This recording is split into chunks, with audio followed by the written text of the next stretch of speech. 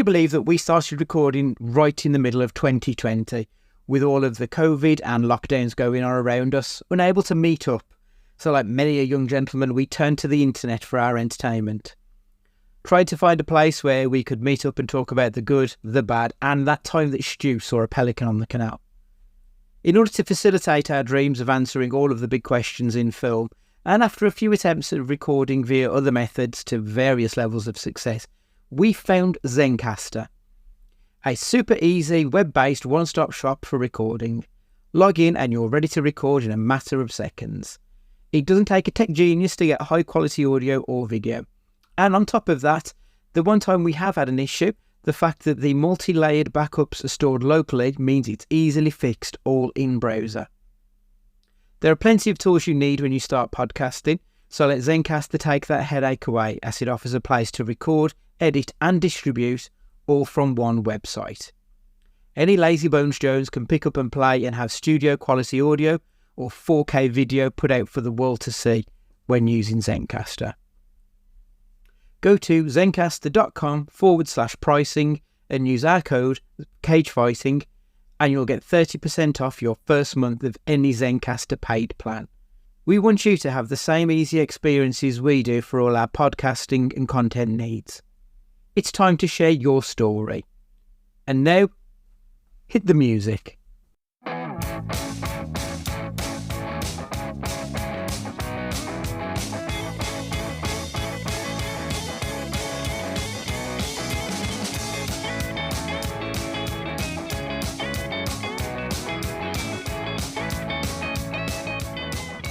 Hello and welcome to Cage Fighting. It's your main man Andy Gillard here. Hope you're all keeping well in the world right now.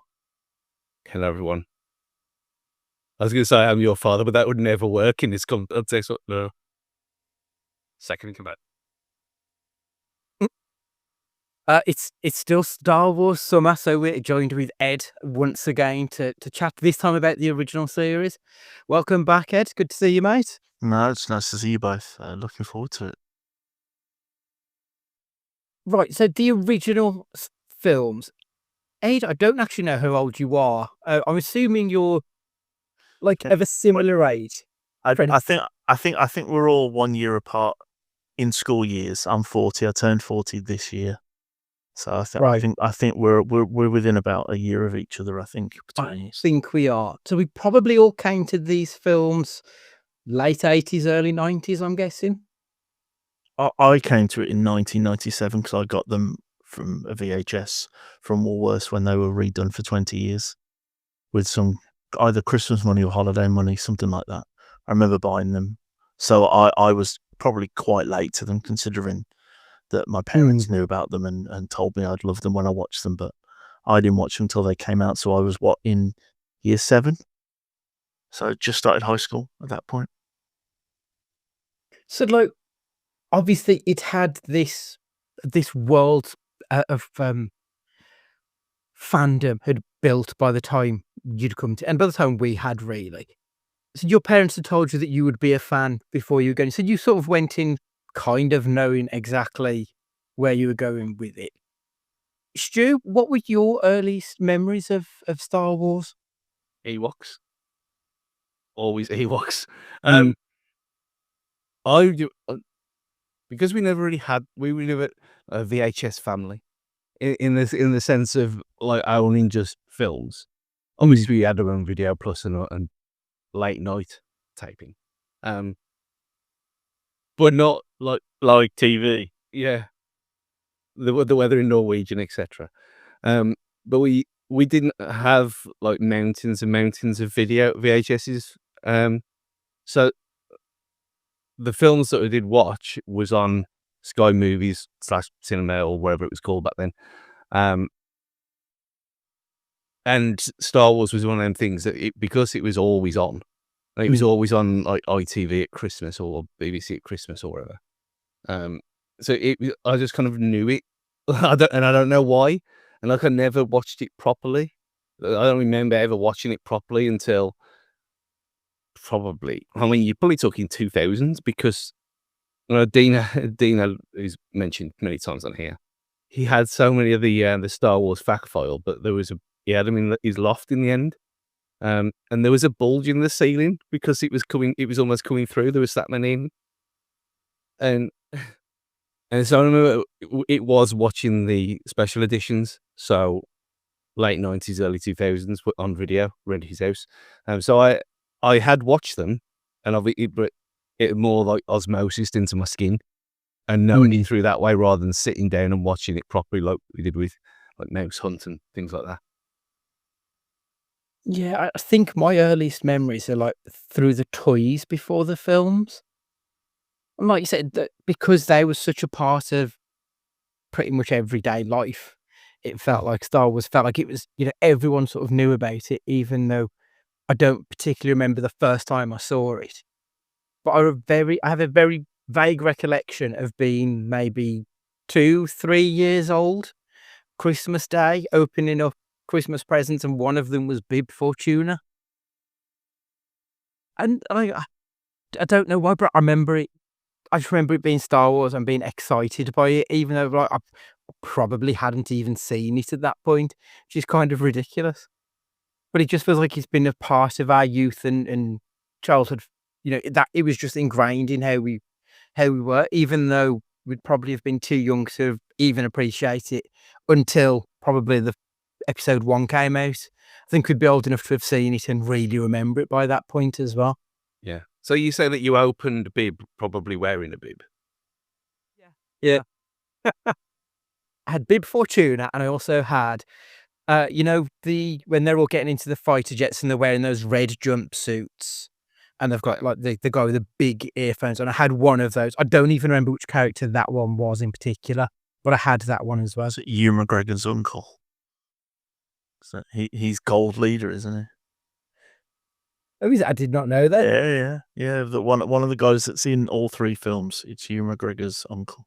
Pretty sure. Oh wow. Pretty sure. It's got my first actual memory of Star Wars is from The Simpsons, where Homer spoiled it for me. When he comes out of the cinema and tells everyone in the line that Darth Vader is Luke's dad. I didn't obviously get that joke until the late 90s, then watching the films. So I think it's in the culture, isn't it? It's just as you grow up, Star Wars, don't you? And obviously, the other Simpsons reference would be when Hamill was in an episode and he was doing Guys and Dolls on Broadway, but he was playing Luke Skywalker in Guys and Dolls. Luke, be a Jedi tonight. Yeah, that was when the Simpsons were starting the slide. It was the beginning of the less than golden era, wasn't it? I think I've still got my original Wicket Ewok as well. I think that's the only toy from Star Wars I've got that has lasted my entire life.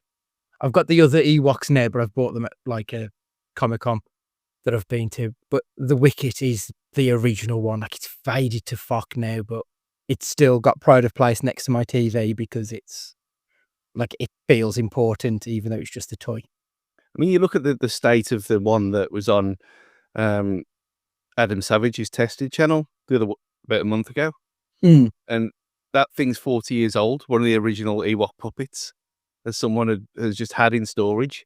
And yet it looks knackered and but it's still, you can see what it is. It's not like the rancid turtle puppet that someone found, and it is all the stuff. It starts to eat itself, hasn't it? That one looks awful. Yeah, this still looked very much like an Ewok, and it's always still moved and everything properly. And considering they're obviously not made to last, and they were made on the cheap, it still looks pretty good for its age. But that's a professional puppet and not a toy. So I can only imagine the state of yours. Yeah. When I went to New York earlier this year, I went to the Museum of the Moving Image, and they've got a Jim Henson section there.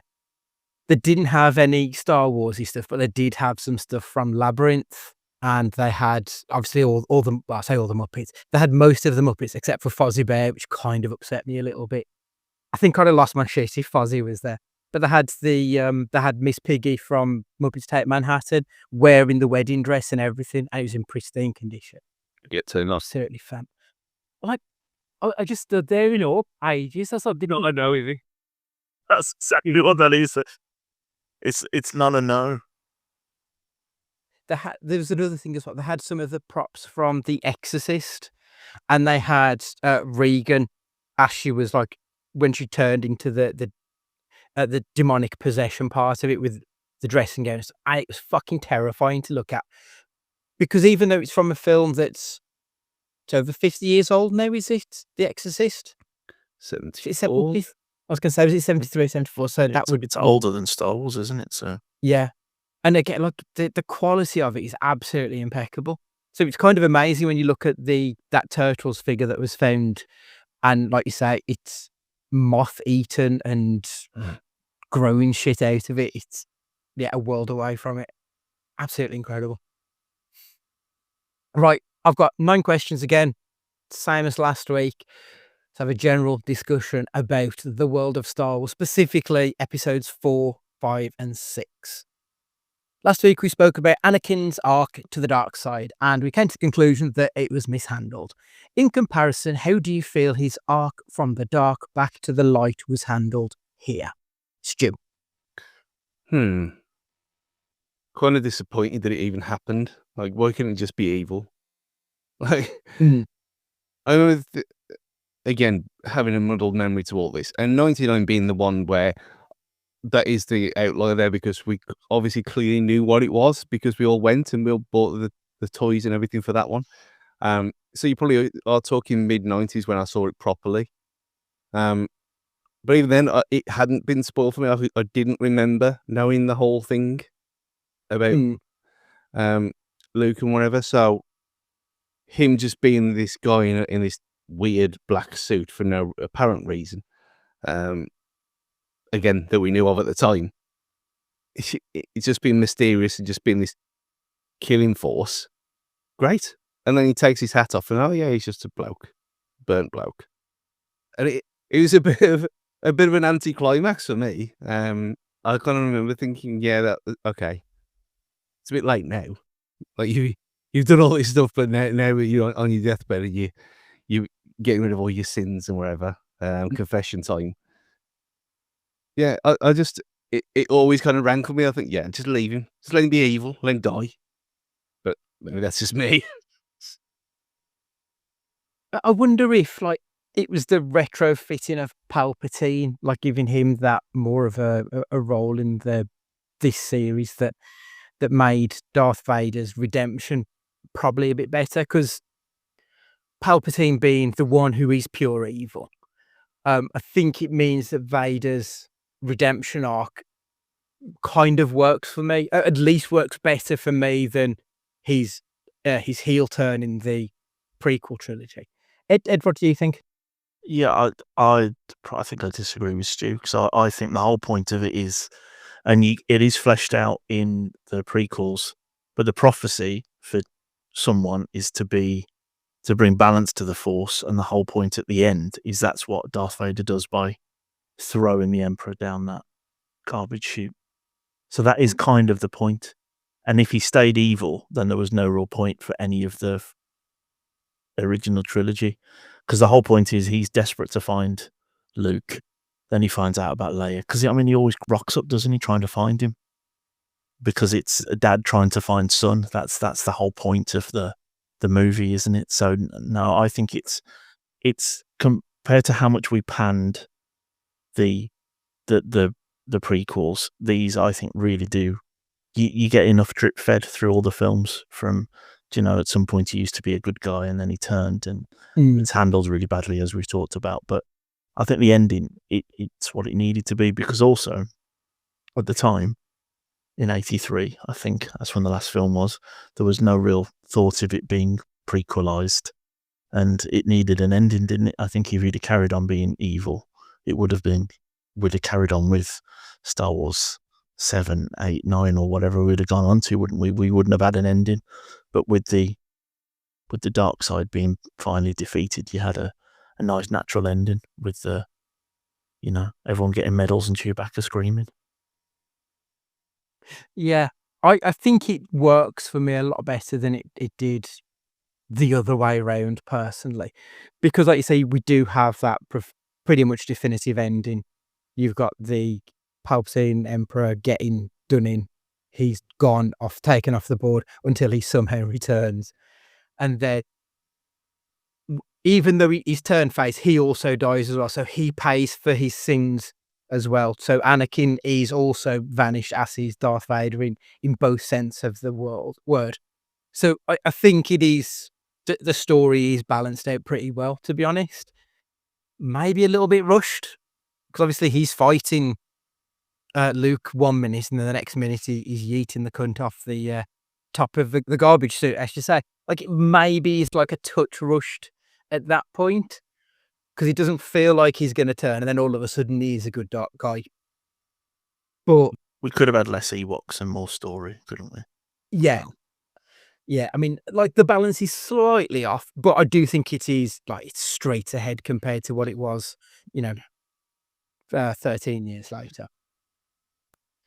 Next question I've got, the special editions. Did Lucas improve the trilogy or commit sacrilege?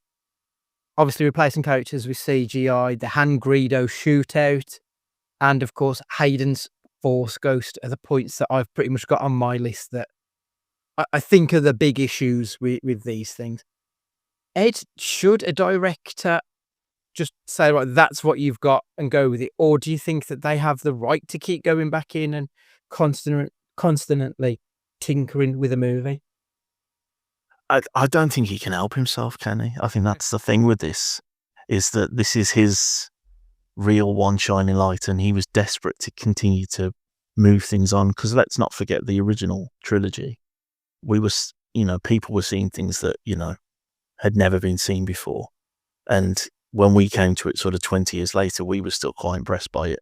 Whereas we're not impressed by things from 20 years ago now, from the early 2000s. They don't hold up, do they? I think you guys have spoken about one of the Nick Cage films where the CGI, can't remember, is it Primal, something like that? Oh, it's how much you pan that, and that we probably had better CGI and better special effects in the 70s on these movies. So I don't think he's committed sacrilege. It is his thing to mess with.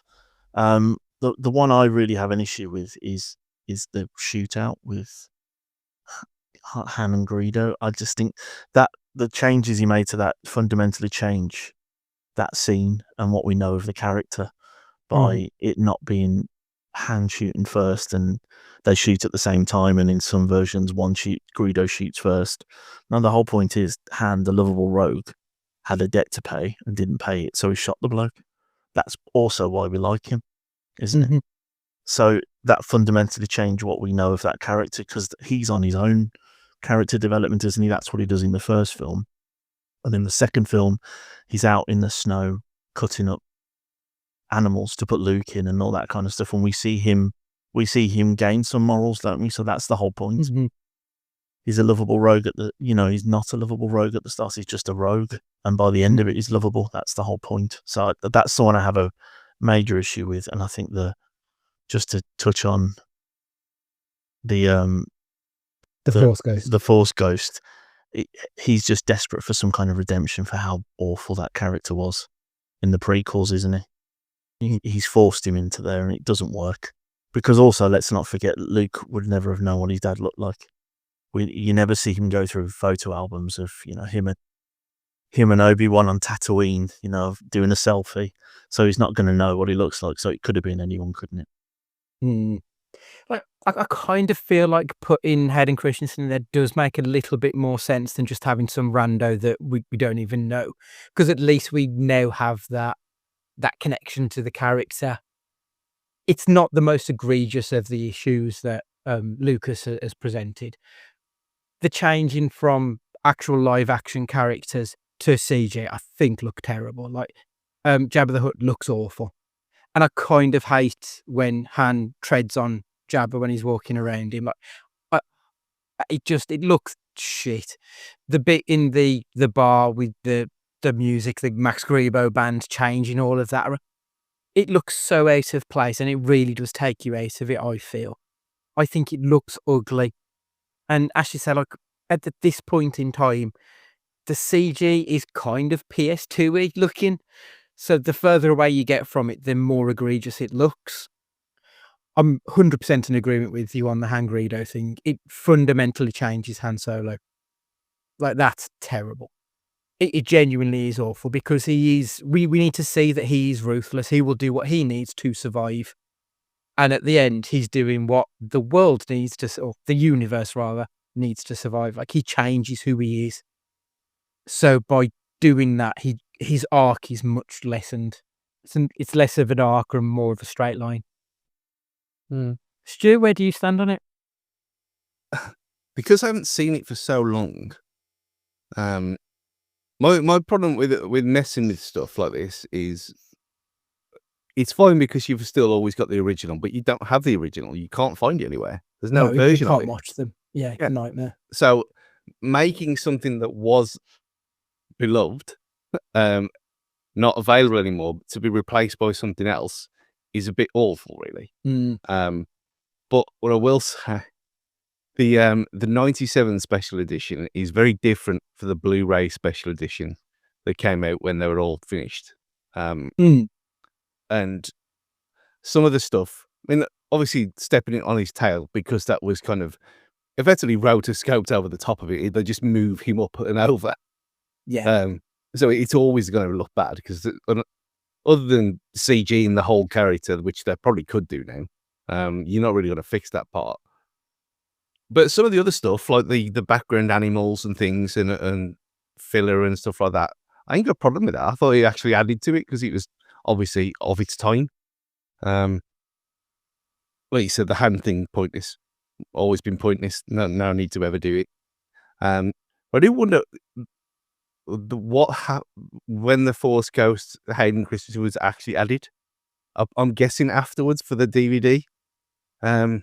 After the prequels, because obviously that wouldn't have been there originally in 97. I don't think it wouldn't have been, would it? Because obviously he didn't come in until 2002, was it? Was that the first appearance we had of Hayden Christensen? And it's the post Revenge of the Sith version of him. So it would have been 2005. Yeah, I think. Yeah. So yeah, it would have been that version of him. Yeah. I'm guessing it would have been the original actor who played him back then. If I remember correctly, it wasn't even the guy who was in the suit. It was another person. So yeah, 4 people in effect have played Darth Vader. yeah. The bloke. Bruce. Yeah, yeah. We had the Green Cross. We had the Green Cross Crow guy, but he was the tall guy. Then you obviously had James Earl Jones, the voice, and then this bloke is called Sebastian Shaw. Just googled it, never heard of him. So like it's very much out of nowhere. Very strange. Makes no sense.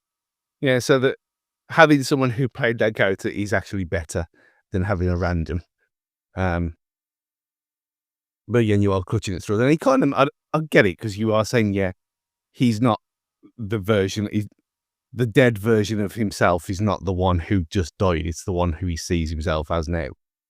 When he was good. So I'll get it from the kind of holistic point of view and then for the metaphors, etc. But too much meddling. A lot of it, like I said, I like, but some of it, I mean, that's it. We already just really talking about episode 4 here, the stuff like and the end, but things like in Empire Strikes Back, all the stuff that they mess with there, perfect. It just adds to it. Not a problem whatsoever with that stuff. And the things that they could have fixed, like the speeder bikes in Jedi, still look awful. Didn't fix that. Well, why didn't they fix that? That's obviously that's technology of the time. That can easily be fixed. But now, just mess with other things instead. So I'll get it because we know what he's like, and the whole South Park thing of him raping Indiana Jones and stuff like that. It has to be mentioned. But yeah, I just want to see an original again, just once. Yeah. Like I know I've seen the original versions, but like it's been so long that I've just got no real hard and fast memory of them. Yeah. I really wish if they put them on Disney Plus, even like not even put them out on DVD, just to let people see them. 'Cause I think it is something that everyone does want a chance to see again. And there's every chance don't that think could of be it. shit. Yeah, that is true. Like, I'm sure I've seen clips on YouTube, when Luke's fighting, where he's got the helmet on and that machine is firing stuff at him and he's trying to hit them with the lightsaber. I have seen clips of that and it does look bad. And when you watch the Christmas adventure one, the Chewbacca's, what's it called? I can't remember what it's called, that specific film. It's just a Christmas special, isn't it? Holiday special. Yeah, I think that's it. It's the holiday special, isn't it? When you look at that, like, you can see how horrendous it is without the, everything being shiny and newer looking. So there's a good chance it might be terrible without it, but I still kind of want to see it. Have you seen the holiday special, Stu? Yeah, I watched it a couple of years ago. I managed to find it a half decent copy of it, on one of the very dark web areas, because the one that's on YouTube that constantly gets taken down. Yeah. Every time it gets uploaded, it gets worse and worse. Like the photocopy of a photocopy, isn't it? Yeah. It's terrible. It's like the Boxing Day 1963 image that gets degraded every year. But yeah, I saw it a couple of years ago. I couldn't believe it. I couldn't believe what I was seeing. I'd obviously heard about this thing, and it's like an urban myth at this point. Yeah, they did this thing and it was awful, and there was Chewbacca's family and whatever. I've not seen it. Oh, This is I've not even heard of it. This is all new to me. it's unbelievable. It's a sight to behold because it's so weird and just doesn't really fit in with any of the Star Wars stuff. Like, even, have you ever seen the droids and the Ewok cartoon? No. Because they're a little bit left field compared to the main story stuff. This is even more out there than that. Yeah, Star Wars Holiday Special 1978. In effect, it comes in between episodes 4 and 5. So it's episodes 4.5, effectively. And Chewbacca's granddad, I think, is watching porn. Like, it's really weird. Really, really. Confessions of a Wookiee. Maybe we should do that for Christmas this year. Yeah. Oh, look at that. An audio track. Yeah, we'll do an audio track for I'm going to make a note of that before I forget. That's what we'll be doing this year. Ed, you'll be coming back on for that. Brilliant. Star Wars Holidays. Brilliant. It's outstanding. There is a copy on YouTube right now, full, no commercials, hour and 20 minutes. Yeah. It needs to be seen to be believed. But if I remember rightly, I think this was the first or the most in-depth we saw of Boba Fett before he became like the big, not even well known, because the original trilogy didn't serve Boba Fett at all. He just looked cool as fuck, and then died by being eaten by the sand vagina, didn't it?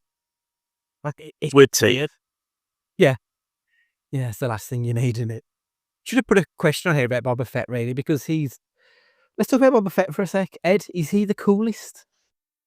He is, and the way he's treated is just as egregious as Darth Vader in the prequels, isn't it? With making all of a sudden his dad, if I remember rightly. Yeah, Django. Yeah, is the clone for all the other clones, and he should have just been left to be the cool, bounty hunter that could fly and was sent out to find whoever he was supposed to. So no, he was just treated badly, and I didn't realise until I mentioned him on the last one, but I had a mate who I met at uni who still is a real Star Wars nerd, and Boba Fett was his favourite character, and he used to talk to me, especially after a few milds in the local, when we were doing the pub quiz, about why he was so cool from not just the books, but there's all this backstory to him and all that kind of stuff. I'm like, yeah, okay. But then when you look back, he is a really cool baddie, the silent baddie that, he's more than a henchman, but not too much more that he's this main character that you need to worry about. So I think he was retrospectively added in, wasn't he? Because people were big fans of him. Yeah, I'm sure that's right. He was, I think he was just basically seen in the background, wasn't he, as being part of Empire. And then in Jedi, he was a case of let's give him a bit more screen time. Didn't they change his voice though? So it's the Kiwi fella whose name I can never pronounce, Timura something or other. Yeah.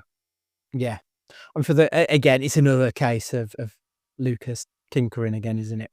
At least that one makes more sense, though. Yeah. Yeah, it does. It does. To be fair, Stu, what do you think to Fett? Because obviously you've watched all of the Mandalorian as well, so like they've sort of padded out quite a bit with him now. So he is something of a, he's a mainstay in that universe. But I think I preferred him when we knew nothing about him as a character. I don't feel like the Mandalorian served Boba Fett particularly well either. No, I think a lot of that was repairing the damage that they'd done by making him just a personal clone and not one of the troopers, which is what he actually is. And like when I collected all the Disney Infinity figures back in the day, and I've got the Marvel shelf and I've got the Star Wars shelf, and the Boba Fett figure was exclusive on PS4. It cost 3 times as much as the rest of them because it was so rare. Artificial rarity, of course. But I got it anyway because I wanted it because he's cool. And for that reason, he's the coolest one. Not because of the blaster and the jetpack and everything like that. We could have got that from Timothy Dalton in The Rocketeer. But there's just something about him. And obviously going the Mandalorian route, and I know we'll talk about TV next year and stuff. But from the films, it is the kind of the unknown. Like, there's just this guy, this bounty hunter that's just there. And why wouldn't he be there? It's just this den of villainy with the rest of them. But he's the cool looking one. He doesn't look like a trash panda. He doesn't look like there's something wrong with him or he's got stuff stuck to him. He's just a cool bloke who kills things for money. Like, It's one of those cases of like the less you knew about him, the cooler he was.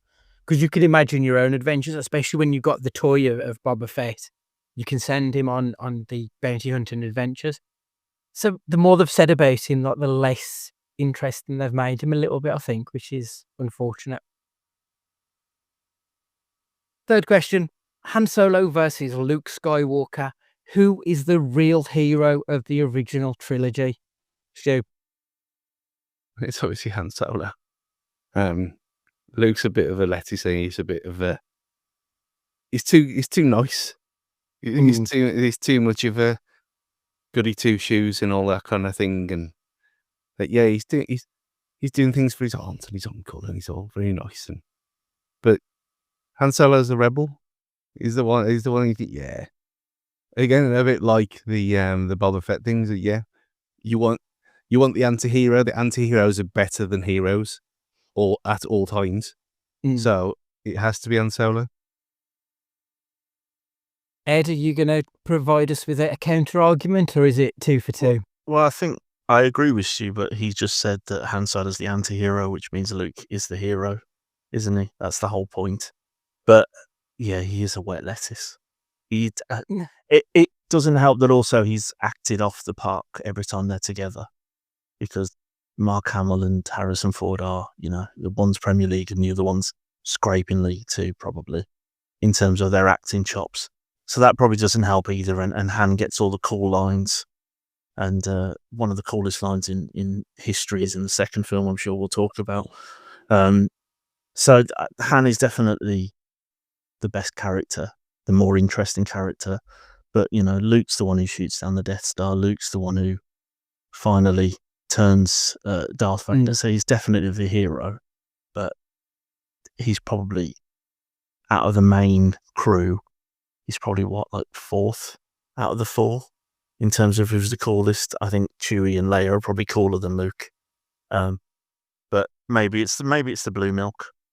I don't know. He's a little bit too corn-fed, isn't he? Like, he's nice, and I like how much. I think he's a good actor. He's done plenty of good things. Well, he is the Joker. Wolves fan, obviously. Thanks, Dave. I do like him a lot, but I also think that Harrison Ford might be the greatest living A-list actor. Like, I think when it comes to, actual proper superstars in Hollywood, he is Hollywood for me. He can do it all. And it comes down to just being cool as much as anything else. Who do you want to be when you're watching a film? You want to be the cool guy. And Yeah. Han Solo is the cool guy. If you put him in any other film, he's the coolest motherfucker. So, yeah, I feel like he's the one everyone sort of wants to be. I think Luke is the hero of the story. I think Han is the hero of the trilogy because he's the one who we want to identify with more. So it's a bit like Superman versus Batman for me, because Batman's the cool one, but Superman is the more powerful one. So I get the parallels with that a little bit, I think. But yeah, I think it's Han. Han's the one we want to be. Before everything being a franchise, the trilogy was king. Arguably, Star Wars was the series which started the ball rolling. Where does the original trilogy sit in the pantheon of great trilogies? Ed? It's probably the top one, isn't it? I'm struggling to think of one better, and this is coming from a man who's like Back to the Future obsessed. But whereas that's my favourite film of all time, the other two aren't really fit to lace the boots of any of these films, and that includes Jedi. So it's probably the best, which is probably why it's pissed me off more than I realised when I texted you the other day about how bad the prequels were. Because if you're going to mess with it, you need to make it much better than what they did. I think it's probably the best. The only one personally for me that might come close would be Lord of the Rings. But again, very similar. I hate the Hobbit films, and that ruined that world/franchise for me. So it's probably top for me. It's fair. Stu? No, Lord of the Rings. Mainly because it was always meant to be a trilogy. Whereas this was obviously retrofitted to be a trilogy afterwards, and probably the first trilogy. Like you said, there wasn't. Like, you had obviously the Rat Pack films and stuff, but they weren't, and the original Ocean's films, but they really want a trilogy of such. Yes, not the same, was it? But yeah, I mean, the Hobbit extended editions are a lot better than the theatrical ones. I'm just not going to watch them. But it kind of takes it from like a 4 out of 10 to a 7, at best, and that's the third one. They are a lot better, and again, well, there was no need, but that's a different story. Yeah, it's second to Lord of the Rings for me, and that is a high bar. How much I love that stuff. But it's the first as well, so you've got to give it credit. And the fact that we just talked about it, having a holiday special literally a year after your first film, so that was already planned. It must have been planned. I mean, it doesn't look like anything was planned, but it must have been in the works pretty quickly after the success that it found straight off. I think, yeah, let's get these actors back. Let's get something in the works just to kind of capitalize on it before we make a sequel. You got to give it to old George. He knew what he was doing with this stuff. So for being the original, he obviously gets its credit, but it's second to Lord of the Rings for me. But I mean, the only one I think that really battles it would be the Dark Knight trilogy, personally. I think it's a very different type of trilogy, but that's the only one I think in terms of quality that comes close to it. I'm not a massive Lord of the Rings fan, as we've discussed ad nauseum on this podcast. They are good, and they're obviously they're a phenomenal feat of filmmaking, but I don't think the actual end product was anything that really rivals Star Wars personally. I think, and especially because I suppose it's different because Lord of the Rings had a lot going for it beforehand.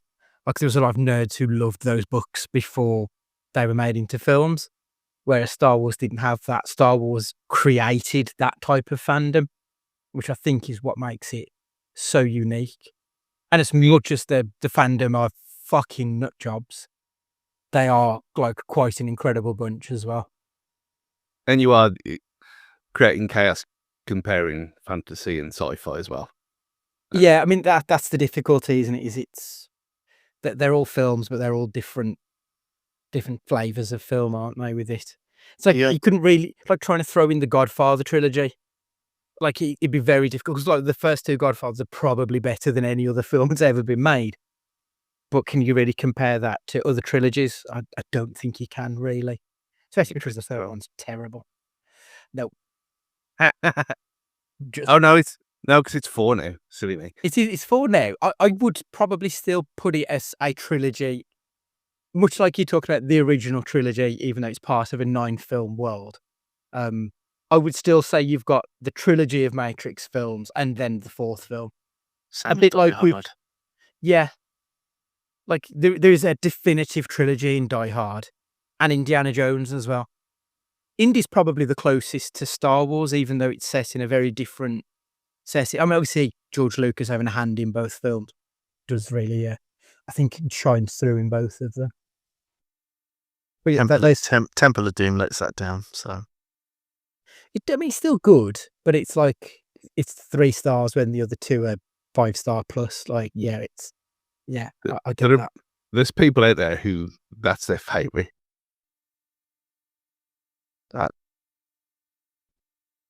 I need help because it's Steven Spielberg's Mrs. Screaming the entire way through it is just that's enough for me.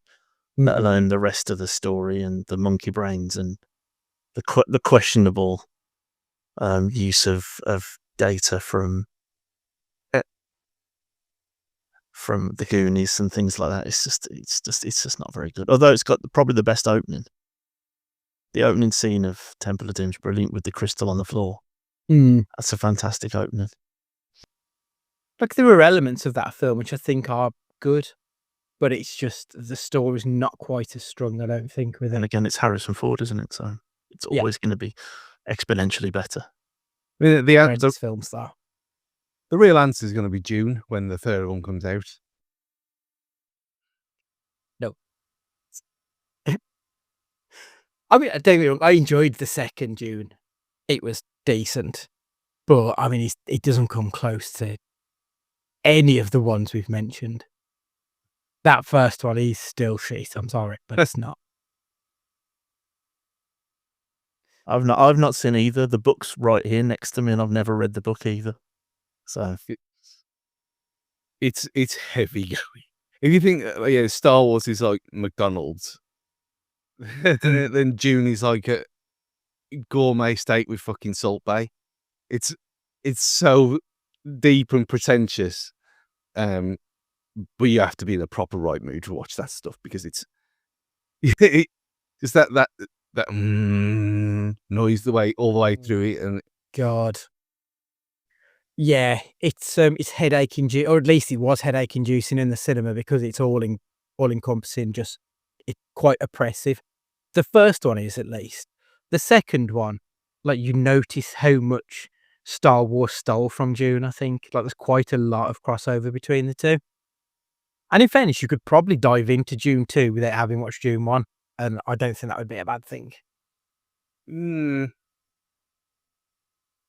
think it sets up where he is, but if you just accept he is where he is, then you don't really need to. Yeah, probably. I mean, you got all the weird stuff with it. Yeah. You can't say who's where it's spoiling it. But it's very much a different film as well. Like, it's a lot more action, June 2. So that's why I enjoyed it. Like it was better paced. I felt the first one was too plodding. But yeah, I quite enjoyed the second in comparison to it. So it's decent. Question 5. Leia, damsel in distress or strong, independent woman? Stu? She's the first Spice Girl, is she? Yeah, that I remember that on the them actually saying that on the Jack Doherty show on Channel 5. Do you remember that? That's going back some. Well, it was the first ever show on Channel 5. That was on launch night with the Spice Girls. Not that time. I didn't say that time. It was a different time. But yeah, like when you go, oh, it's woke. There's a woman in it, and yet you had this in 1977 and onwards, where she's someone who doesn't want to be rescued. Who doesn't need to be rescued. Who's given as good as she's got. I think it probably is, if not the case, probably the most famous case of women are the same. They're not just there to be Roger Maud. That's a good reference. Ed? Yeah. She's definitely the strong, independent woman, isn't she? I think that the fact that I mentioned on the last episode that she's the only female in the universe, it seems like she's probably had to fight an awful lot of injustice. Even when she technically is the damsel in distress, she's the one who kills Jabba the Hutt, so she isn't just passively waiting to be rescued. She's playing a part in it, even though, of course, it was the 70s/80s, so they will put her in a bikini because it was the style at the time. That she had an onion on her belt. So yeah, That's Simpsons reference, Stu. sorry, yeah, that is a Simpsons reference from one of the best. It's probably top 10, one of those episodes. So yeah, she's a strong, independent woman. She's Carrie Fisher does a really good job with her as well. She starts off being a device plot, and then she turns into more than that, doesn't she? She's the start of it all with "Help me, Obi-Wan. You're my only hope" to like I say, being part of the whole story, and of course then the tie-in with the fact that she's Luke's sister and the mild incest in the first film. She's a really interesting character, and she's a lot cooler than her wet lettuce of a brother. She is. I think she's a really good character. When I first put that question there, I kind of felt like I just thought about that first film, really. I was like, is she just a damsel in distress? Because they go to rescue her, they rescue her, and then she grows in the others. But actually, I think even when you think about the kiss, as she intimated with the incest with Luke, she's the one who initiates it. She's not passive in this story at all. She is, as I said, a strong, independent woman in this. She does take the battle ahead as well, obviously becoming General Organa. She is very much a part of the fight back. She isn't just there to look hot in the bikini. She's got so much more about it. Like, she's one of the best written women in sci-fi, I think, outside of probably Ripley. I think she would probably battle her from the Alien films. Like, but I think she's the originator of the term strong, independent woman for me, especially in this genre of film.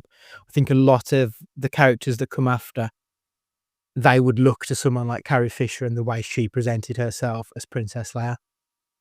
Yeah, I think to say she would be a damsel in distress, I think would do her a disjustice, because she becomes very important to the story, not just a plot device, which is often how these things worked. The ladies were there just for the men to flex their muscles at, and that was it. Yeah. Question 6. How does the trilogy handle character deaths?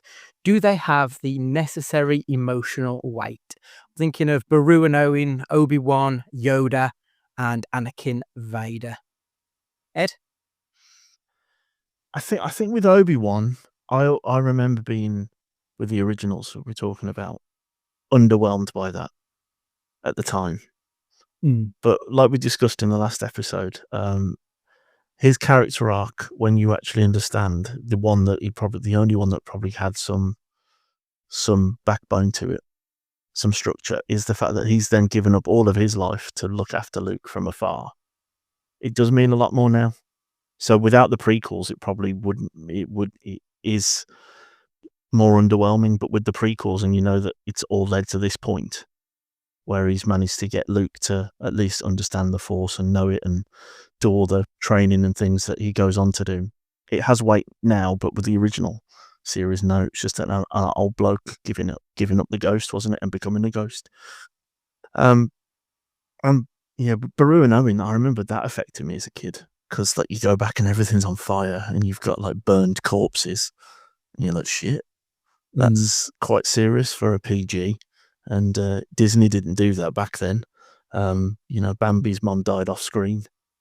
So that was quite affecting. And I think Yoda, I don't remember having much of an issue with him dying. It made sense when he introduces himself at being like 900 and something or whatever. It kind of makes sense, doesn't it, that he's fulfilled what he needs to do. He's carried on Luke's training and dies. So that makes sense as well. So I think the only one that affected me at the time was his auntie and uncle, but the others, I think it needed Obi-Wan needed the prequels, and Yoda was Yoda,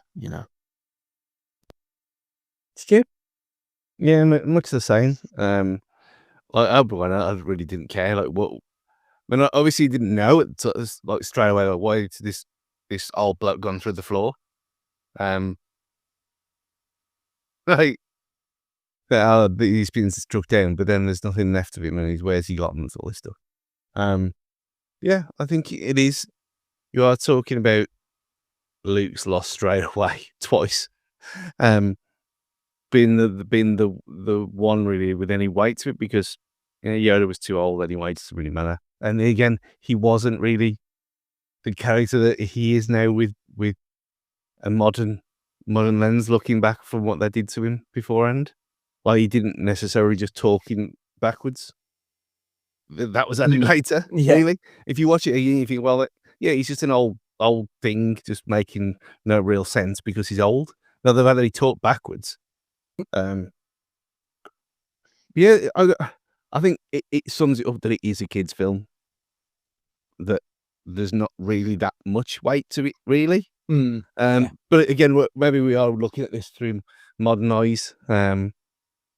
And back then it might have had more impact. I just don't know.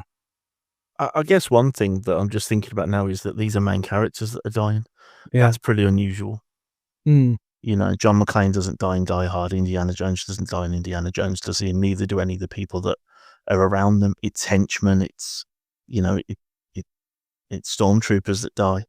But in Star Wars, at least, it was real characters with real names. So maybe that is actually quite interesting to think about. It's named characters that are dying. It's not just and another. It's not like everyone that wears red in Star Trek died in the old ones, wasn't it?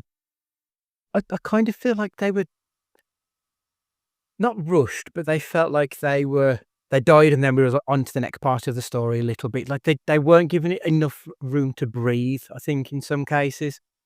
Like when Beru and Owen died, we got a scene of Luke stood staring at the two suns, and then we were off on the adventure.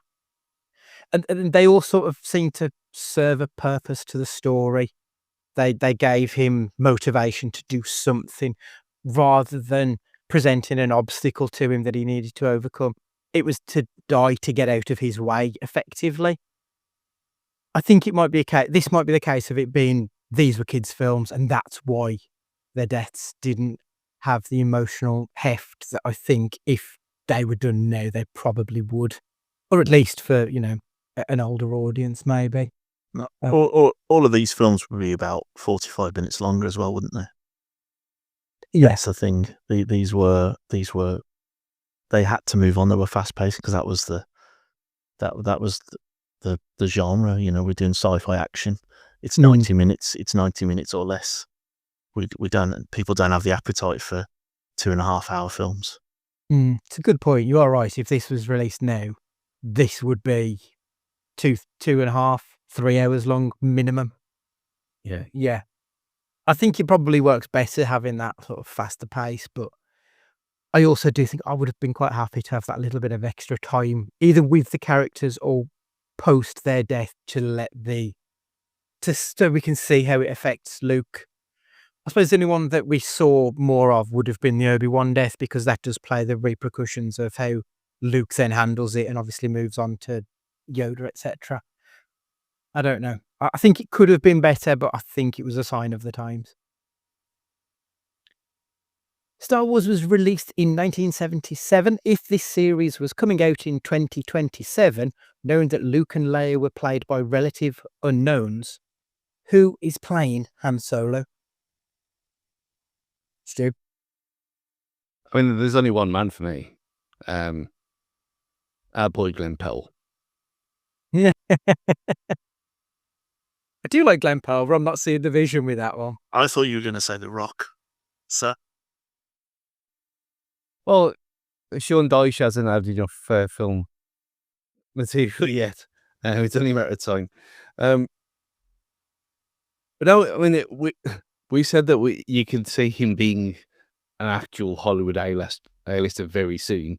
And like even in that silly Netflix film that he was in, you see that scene where she's seducing him up the stairs as the air hostess. That was all over Twitter again the other day. Yeah. But I think he's more than just what he looks like. I think it's just waiting for him to get a role that's semi-serious, where he can be a bit of a rogue, and not just rely on what he looks like.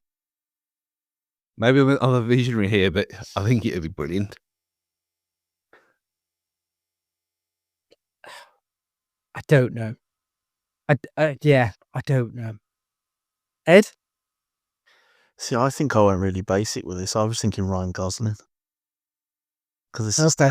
the handsome rogue, can play comedy, can play serious, can be a bit in between. But I think that is very basic. But but when you look at the films back then, other than Alec Guinness, the only one anyone had ever heard of was Harrison Ford. So he was the only one that came in with something behind him. So yeah, I was thinking, Ryan Gosling is where I went, but he might be too good looking. He might not be enough of a rogue. It's a bit too classic, isn't it? Yeah. Yeah, I get that. I think Han would be someone like Coleman Domingo, someone who's like really cool and suave, and he's got the looks, but he's not. I say like he's not got that classic look. I wonder if someone like Coleman Domingo could pull it off, because he's got people know him, but not to like a Tom Cruise level of appreciation of his work. Maybe he might be a bit too old, though. I suppose. Have you seen that new Netflix show that he's in? I have. It's so. That's why I bought a pair of Birkenstocks last week, because he was wearing a pair. He's some of them, because he looks cool as fuck throughout that. The amount of times he walked in with a coat, and I just turned to Katie and said, "I want that coat." Like every fucking episode. Yeah. The only other one I had down for Han, who obviously isn't with us anymore, is Chadwick Boseman. I thought he might be quite good as well. Playing sort of that, can turn it on when he needs to, has done darker roles. So, when we talk about him at the start, being more of a rogue and less of a lovable one, and progressing into that. But again, that's not only is he obviously no longer with us, he's also Black Panther, so that probably wouldn't work now either. I tried to steer clear of Marvel. Yeah. But to be fair, you've just made me think of Michael B. Jordan, and having seen him double-handing it in Sinners, I think he could pull it off as well. Yeah, he's the best bad in Marvel too. Yeah, but playing the twins in Sinners, you see the two sides, the good guy and the smarmy ass. Like he can do a bit of both. I think Michael B. Jordan, I think, would be a good shade, actually. I was surprised when the first thing I when I was trying to, because Mum rang me when I was in the cinema watching Sinners, and I came in and it was about season tickets, obviously, but she was like, "What have you watched now?" I went, "Well, Sinners." I said, "It's like half one thing, half another." So it's a bit like From Dusk Till Dawn with black people, and then I went on IMDb, and that's exactly what it was based on. I'm not a massive fan of From Dusk Till Dawn. I don't think there's enough preamble. Like, I feel like we get to the fucked up bar and he just goes off from that point. I kind of want a bit more of it. Whereas Sinners gives me that bit more. Like, I think Sinners is one of the best films I've seen this decade. I think it's absolutely incredible. Like, I've seen it 4 times now. I think it's brilliant. I really, really like it. It's the closest thing to a musical that isn't a musical that I've ever seen. Yeah, the music is superb. The scene where Preacher Boy is playing the guitar and Hang on. people from around the world. Yeah. Have you seen it? No, not yet, but I do want to because I'm yet to see Michael B. Jordan not do a good film. He's one of them annoying, incredibly handsome, probably can dance, probably can sing as well as act. So I was very confused because I went in not knowing anything again, and then I thought, well, I'm sure that the other one was Michael B. Jordan. Which one is it? And I think it comes to the end of it. Oh, both. There's both of them. Yeah. is Eddie Murphy in it?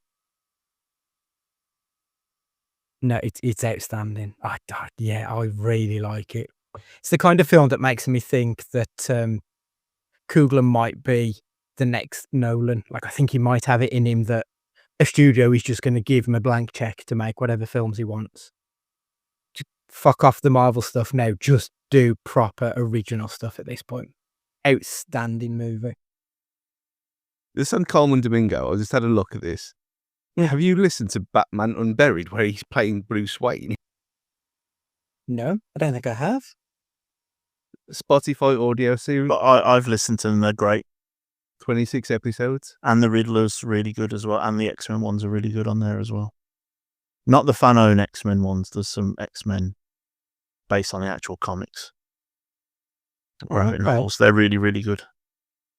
Because I've been listening to, there's a podcast, DC High Volume Batman, and they're doing, they've done year one and they're currently doing the long Halloween stories. And they've been pretty decent. They're like 20 to 30 minute episodes, just like a chapter from a book in each one. They're good. But I've not listened to those. What was that called again, Stu? So I can make a note. Batman Unburied. They're really, really good. Unburied. Okay.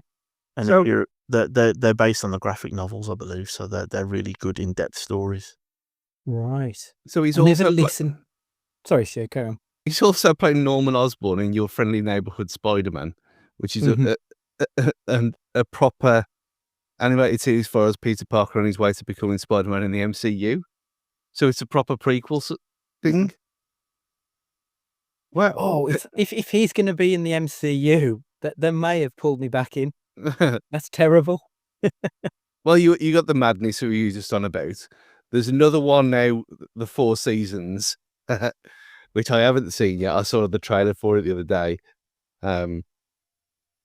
Where they're couples. Mm-hmm. Yeah, that's what I've seen. Yeah, brilliant. No, I was on about the madness. Oh, okay. I thought he was on about 4 seasons because that was out last weekend. Because Tina Fey's in it as well, and I love Tina Fey. Yeah, 'cause he's got a coat in the madness as well. That's what I was thinking. Oh, okay. No, I haven't seen that one yet, but I've seen Sing last year. It was in my top 5. I think it was a great movie. He's just one of those actors that I'll watch in anything. He's got that voice as well that's just smoother than butter. Yeah. It's, so he does all this stuff, and then he was in The Electric State, which got he got too much hate that it needed that film. I never got round to it, to be fair. And like it's already been forgotten by Netflix, as is how it seems to go with anything. Yeah, I do like a bit of Common Domingo. Question 8. What is the best watch order? Do you go with a release order, the machete order, chronological story? You know, you can include any of the spin-offs. I assume we're going to take it as read that you watch episodes 7 to 9 in order. How would you go about tackling the Star Wars universe, at least the prequel and the original trilogy? Stu? Now I'd just watch it episode 1 to 6. I've done it the various ways, the mustard way and all that kind of madness. But it just, as a one trick thing, it just makes sense now because of all the extras and the CG added bits and people playing other people and it being all digitized and the Emperor and everything else. Well, obviously, I'll watch the prequels, then Rogue One, obviously, but we're not talking about that till next year. So 1 to 6, basic bitch way. Fairs. Yes. Well, I didn't know what the machete order was, so whilst she was talking, I just Googled it. And Google's AI has told me that it's New Hope, Empire Strikes Back. Then it's got Episode 1, The Phantom Menace in brackets optional. So that's made me think that this might be useful. That's at least one of the prequels I don't have to watch. Mm-hmm. Then Attack of the Clones, Revenge of the Sith, and then Jedi. I quite like that order, the way it's come up. But I would probably, if I'm having to watch the prequels, I'll watch them first and get them out of the way, and probably watch them whilst I'm doing other things, and then sit down actually for the original films. But I quite like this machete order, and I'd probably prefer to watch The Phantom Menace and Attack of the Clones, to be honest. So I think I'd move my brackets optional to what they've got as the fourth one, and watch The Phantom Menace, then Revenge of the Sith, and then get on to Jedi. But anything where I watch New Hope and Empire Strikes Back early on, it's probably going to be the order I'll have. So I'll go with the machete order. I like the machete order. Yeah. I because basically it's you watched episode 4, episode 5, then you go back and you watch 2 and 3 and you watch them as a flashback. Because we find out that obviously at the end of Empire, we find out, the big plot twist that Darth Vader is Luke's father. So then you go back and you watch how he becomes his father in effect. And then you watch episode 6. I think that's a better order because you're knocking out one of the films. I think you can even potentially knock out 2 of the films. I don't think Clone really does a great deal to further the story. I think you can probably just go straight into watching episode 3 after watching episode 5. I don't think that'd be a bad order. I would probably stick, as Stu pointed out as well, I'd probably start with Rogue One going into episode 4 because I think that adds the context you need for the plot hole to no longer be a plot hole. So I think that'd be the order I would go: Rogue One, New Hope, Empire, Sith, and then finish it off with the Return of the Jedi. I think that's the way I'd go because there's too much shit in the other films to bother with, to be perfectly honest.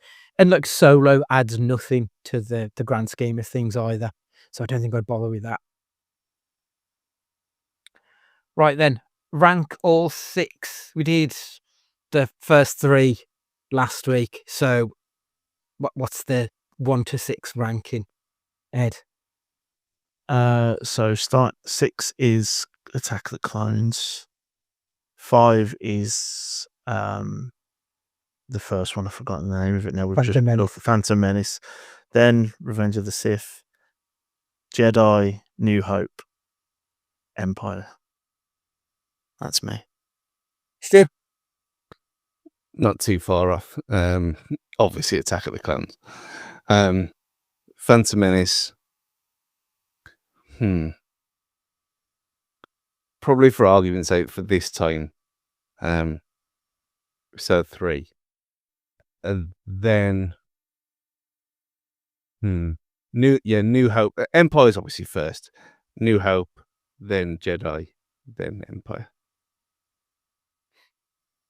Interesting. I think I'm in agreement with Ed. I think I went the bottom 3.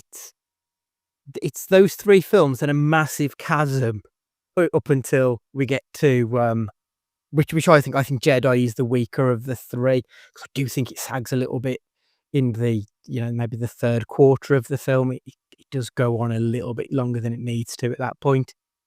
Whereas I think A New Hope, which would be second, I think that is quite a taut film. There's not a lot of fat on that you could cut out and it still be a viable movie. But I do think that Empire really it's the best of the bunch, to be perfectly honest. And I think when we do it next week, I think that'll probably still be top of the list, to be honest with you. But it is literally, I just think there's a little bit there's some editing that could be done in Jedi that could make that a better film, personally. But it's chalk and cheese between the prequel and the original series, but worlds apart. Ed, you had a question that you raised last week, mate. Did you want to throw it out? Yeah. So obviously, with this wonderful podcast is called Cage Fighting. I've got who I would play, who I would replace with Nicolas Cage from these 6 films. Who's yours? Do you want me to tell you mine so you get a bit of thinking time? Oh, yeah, go on. Qui-Gon. He can be. He gets a chance at the end to be Crazy Cage with the double fighting Darth Maul and waiting. Can you imagine him pacing up and down, waiting for the for the doors to open? He gets to be iconic and carried on through, despite the fact that I don't think that character deserved it. And I think he could play that part really well. One and done. He's in a massive franchise, smashes it out the park, gets to be Crazy Cage, and gets to be remembered as iconic. A bit like what's his face that plays him anyway? I've forgotten the name of the Irish guy now. What's he called? Liam Neeson. Liam Neeson. He's quite revered for his character. So it was between him for Qui-Gon or one other. But I'll let Stu go next. So my first thought was, who could he be better than?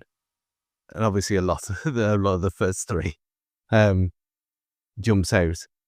But if you are counting someone who's across all of them, Cage is Darth Sidious. And now, we saw him all bedraggled and everything when we talked about the surfer. Mm-hmm. So he can do that. He can obviously be insane. He can obviously be devious. And as we'll find out later, he can have terrible hair and run around a lot. We can do Wig Watch, I guess. Yeah. So Cage's Darth Sidious could be one of the great losses to the world. That's a good shout, that is, yeah. I kind of feel like when the first Star Wars film was released, I wonder if he'd have been old enough to have been Luke. Because Cage was born early 60s, I think. So, potentially. No, I think he'd probably be maybe 10, 11, 12, something like that. I think he might be too young. I think that's a pity. If you had he'd have been 13. That's too early. Yeah, that's a pity. I think if we had Cage today, he could have been Alec Guinness's replacement. And then we could have had him in the prequels as well, playing the exact same character. I don't think we would have needed to have two versions of Obi-Wan. I think we could have just had Nicolas Cage. And he's got the gravitas to pull it off as the old, salty general that he is. But also he could have been that fresh-faced Ewan McGregor-esque character as well. I quite like the idea of him being Obi-Wan. We should remake the films with Nick Cage. I think that's what I'm going to go with this. Right, okay. That's the original series in the books. We'll be doing the sequel trilogy next week. That's the end of the first part of the podcast. Me and Stu will be back in a moment to discuss Bangkok Dangerous. But before that, Ed, thank you for joining us once again. No one told me that amazing film was next up. I'd have watched it if you'd have told me that. I don't know what the hell that is. But no, it's been a pleasure being on, guys. Thanks for having me again. Super. Lovely. We'll see you next week. Welcome back. Thanks for joining us for the final part where we'll be Bangkok Dangerous-ing it. Oh, Stu, this might be the quickest conversation we've ever had about the film because I have no recollection of watching this movie yesterday. I didn't enjoy Yes. the movie whatsoever. I just sat there watching it and it just completely washed over me without making any impact in the slightest. It's not the worst made Cage film we've done. It might be one of the most boring. I actually fell asleep. So my original plan yesterday, I've been watching all the Mission Impossible films again, and I remember 4 of them now. So I have seen more than I thought I had. So my original plan, I thought, okay, I'll watch another one on Wednesday afternoon. But then I thought, I'm going to go and watch Sinners. So went to watch Sinners, and I thought, well, okay, that was excellent. I'll watch it for over 3 hours here. So before he's come to bed and extra things happen. And I put it on. So this was, say I started the film at 6 o'clock. By 7:10. Was asleep in the chair. And so for the first time in probably the history of this podcast, I watched I rewound about 15 minutes and watched the second half of it today. That was a proper haul. Because it was just, I think Dolly's giving it too much praise when as I always say about moments, there's probably about 5 minutes in it that was interesting. That's being generous as well, I think. I think like when it started, it had all the kind of early 2000s, the look, like the swordfish look, and Yes. the score was that kind of, and it, like the same kind of thing that you expect. Almost like Gone in 60 Seconds, like, ironically enough. I thought, oh, this is going to be good. But then it wasn't. And the whole thing, oh yeah, we've got a voiceover. This is going to be interesting. We don't get very many Cage voiceover films. And then it never happened again until the end. Did it? Like, it was, I'm struggling to put into words what it was about this film that just I found so unappealing. I think it was the mumbling. Yeah. I don't feel like anyone could actually emote what they were saying. Everything was just kind of like talking like this, and there was barely moving their mouth, and it's like, what the fuck are you doing? You're acting in a film, and at no point do I feel like I'm watching professional actors. Even from Nick Cage, who, as we've pointed out a million times, even if a film's shit, he's usually all right in it. It just felt like there was no effort put in, which makes me think that the direction was kind of terrible, because a good director would have been able to at least tell someone, you need to enunciate your words. There was that, and plus, do you remember like how X-Files used to get complained about because it was dark? Yeah. This was like that, but it didn't look like it was intentionally dark. It looked like it was poorly lit. Like it looked like they just didn't know how to shoot a film. It felt so unprofessional, this film did.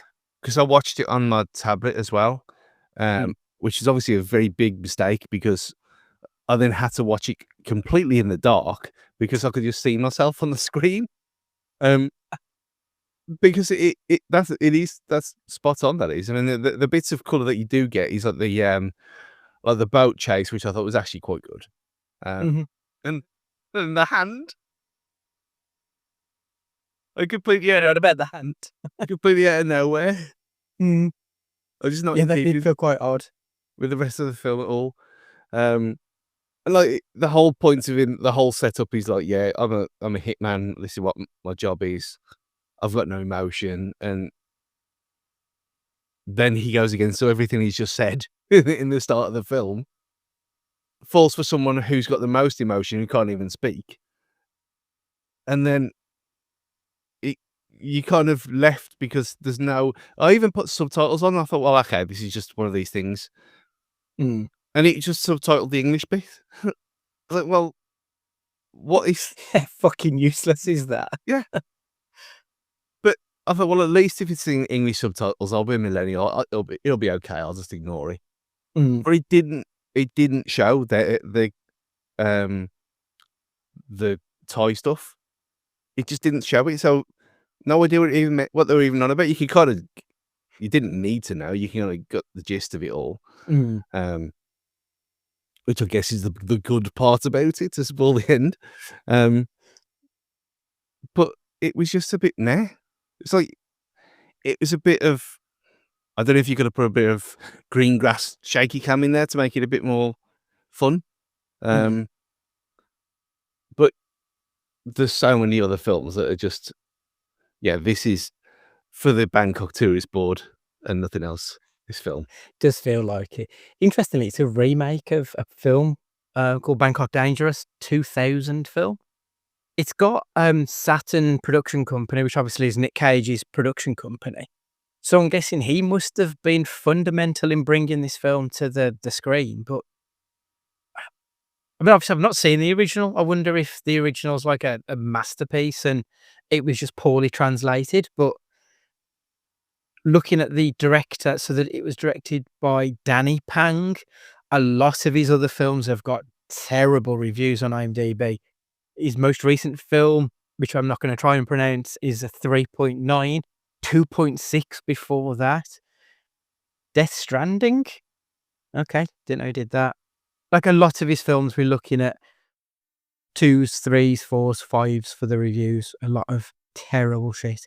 So I'd be kind of amazed if this is a remake of a classic that just hasn't worked. But looking at Nick Cage's work around this time, so the film he did after Bangkok Dangerous was Knowing, which I hated. The run-up, so it was the only film released in 2008, but the films that he released in 2006, The Ant Bully was fine. Then it was World Trade Center, The Wicker Man, Ghost Rider. He did the Fu Manchu thing in The Grindhouse, which doesn't really count. Next, and National Treasure 2. He's doing a run of absolute stinkers at this point, and this film doesn't change that run whatsoever. So National Treasure and Ghost Rider, they're probably the best ones in that list. That's a low bar, isn't it? That if they're the best films you've done in a 2-year span, you haven't done a very good 2-year span. So this is a remake of a film that's only 8 years old. Is it Yeah. like foreign language then? Like Yeah. The Ring was? Mm-hmm. It is, yeah. It's oh my God, 9% on Rotten Tomato. That's this, but 9% sounds about 9% on the critic and 26% after over 100,000 ratings. Yeah, that's entirely fair. The original 2000 film, it's 6.5 on IMDb, so that doesn't seem to be any more loved than this version. All the characters have got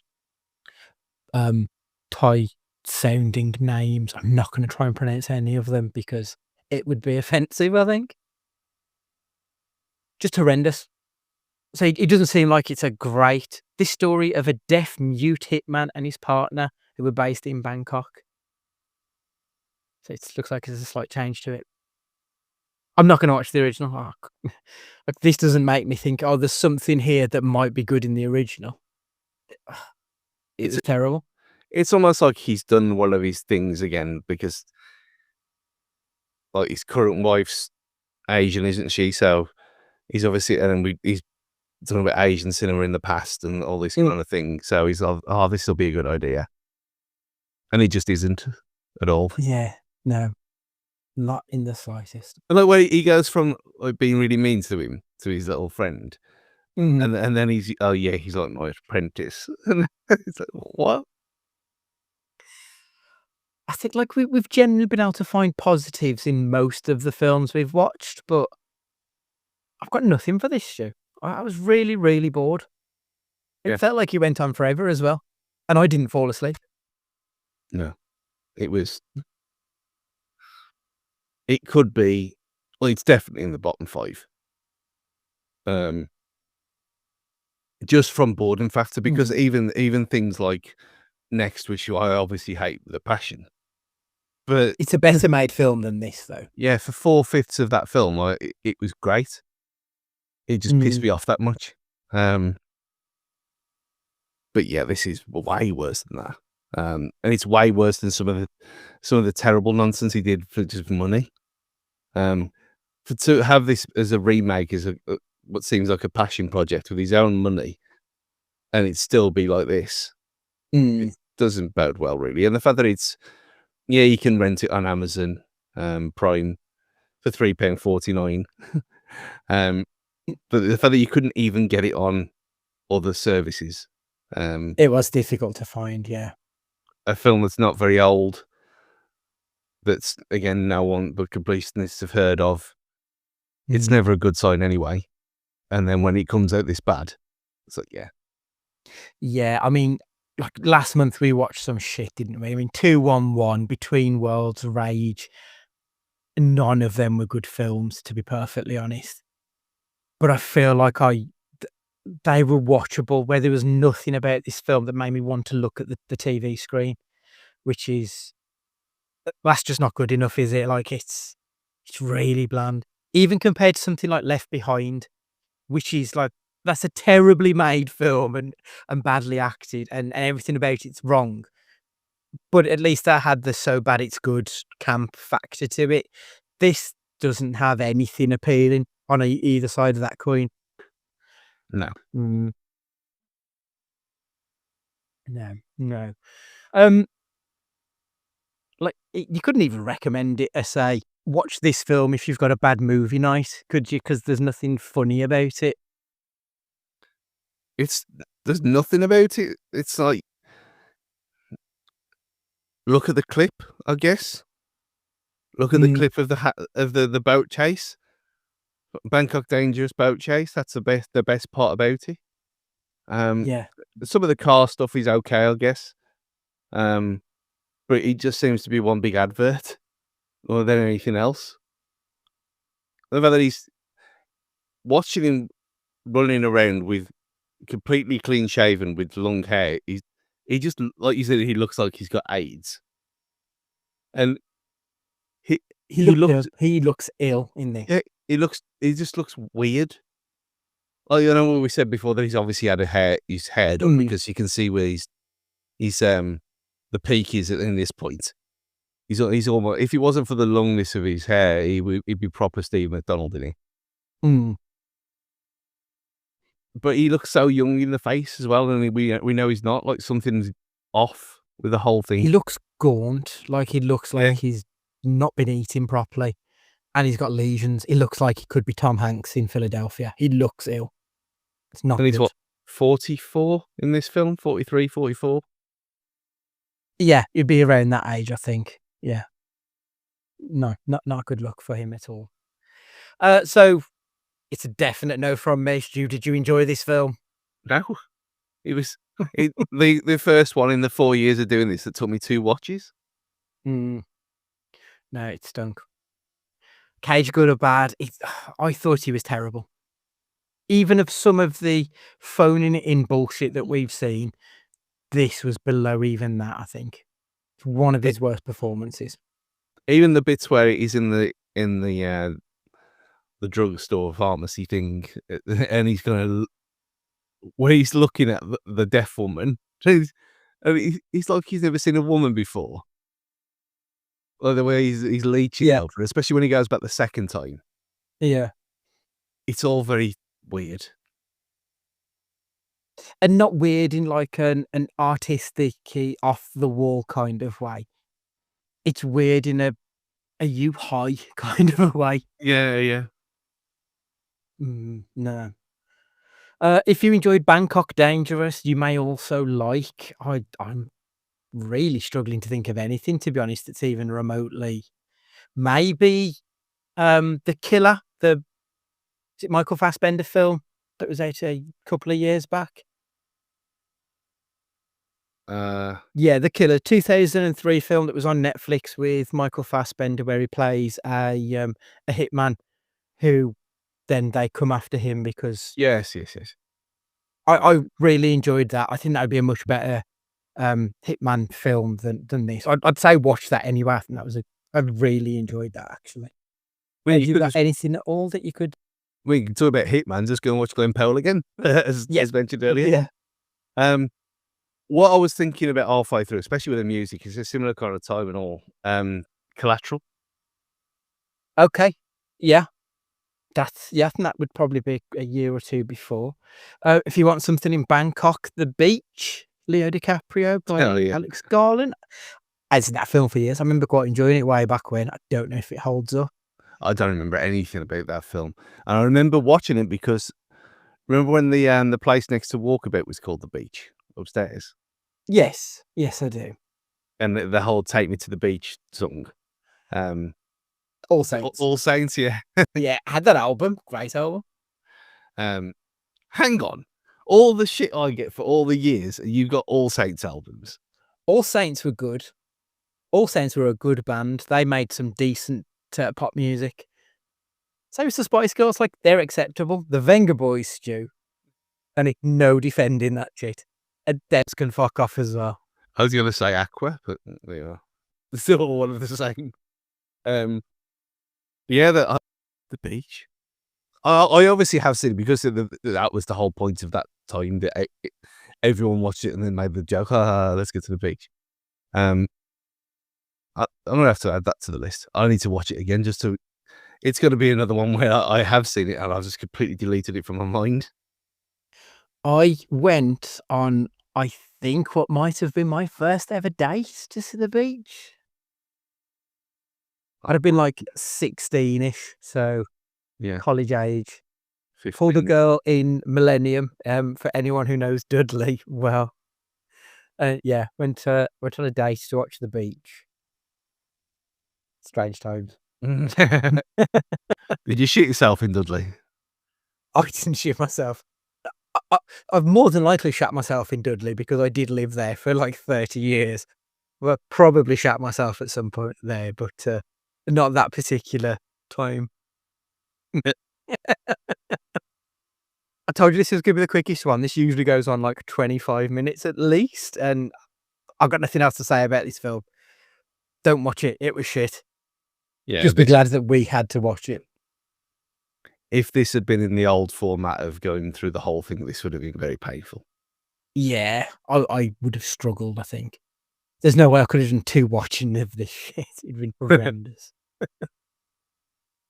Right, okay, Bangkok Dangerous in the record books. Next up, Stu, we'll be watching The Humanity Bureau. Let me find the blurb, which I probably should have done quicker to be a bit more professional. The Humanity... Oh, God. 4.5 IMDb. This is from 2017. Oh, this actually sounds a little bit more interesting.